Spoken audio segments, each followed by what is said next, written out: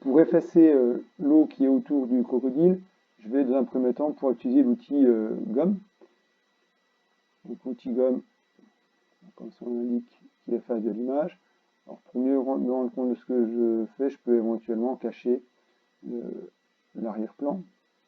Donc ici, avec un gros diamètre de gomme que je peux changer ici, je détourne, c'est-à-dire que j'enlève le tour du crocodile de manière grossière.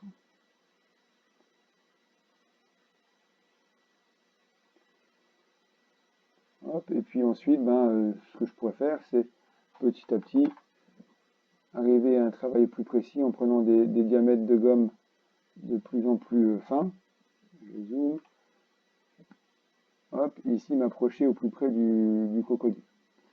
Ce qu'on peut faire également, qui fait un travail un peu plus propre, c'est utiliser ici l'outil baguette magique. Donc dans l'outil baguette magique, c'est le logiciel qui va reconnaître des zones de couleurs proches. Et puis on peut régler la gamme de couleurs à reconnaître en jouant sur la tolérance.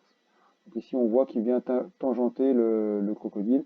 Et une fois que la zone est sectionnée, on appuie sur supprime pour effacer la zone en question. Donc, il y a des fois, on appuie sur échappe lorsque on perd un peu le contrôle, entre guillemets.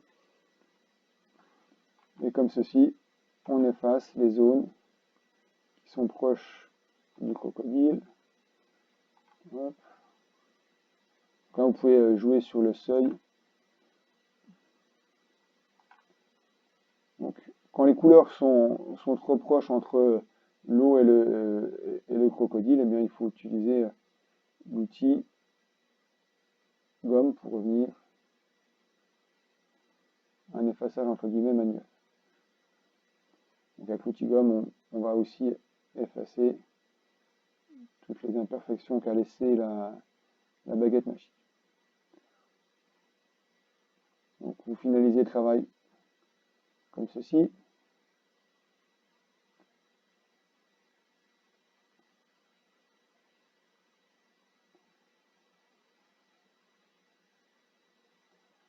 Et puis, pour voir le rendu du résultat, on va faire réapparaître derrière l'arrière-plan. Je fasse ceci avant.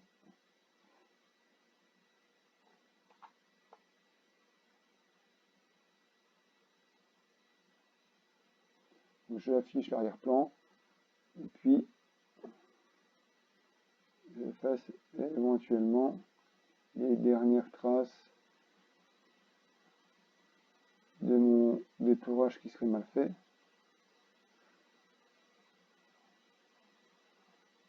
Voilà. Donc vous faites ceci avec plus ou moins de précision. Alors ensuite ici, on se rend compte que notre crocodile il est un peu surdimensionné par rapport à notre image de fond. Donc il va falloir retoucher la taille. Donc je prends l'outil sélection toujours dans le calque crocodile. Et puis je vais diminuer la taille en sectionnant l'icône de la flèche comme ceci. Hop. Je le redimensionne pour que ce soit à peu près cohérent. Il me reste encore une petite zone à détourer.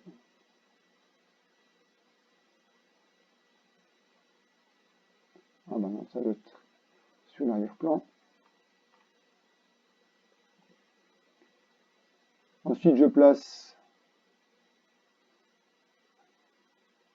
le crocodile là où ça me paraît le mieux.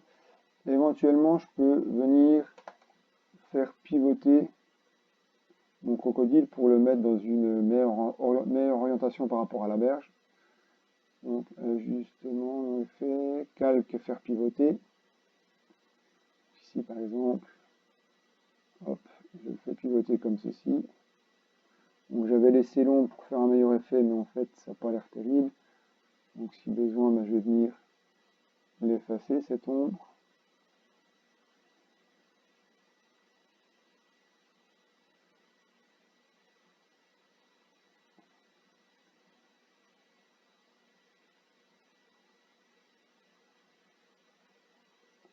Hop, comme ceci.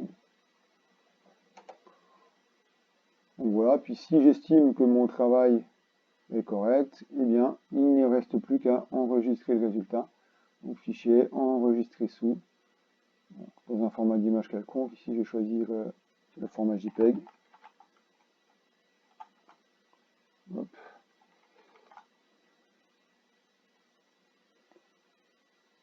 Donc il me demande, comme c'est un JPEG, il me demande la qualité avec laquelle je veux enregistrer l'image.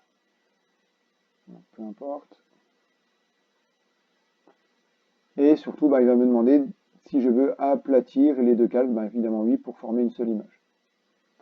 Donc voilà un exemple très rapide de retouche photo.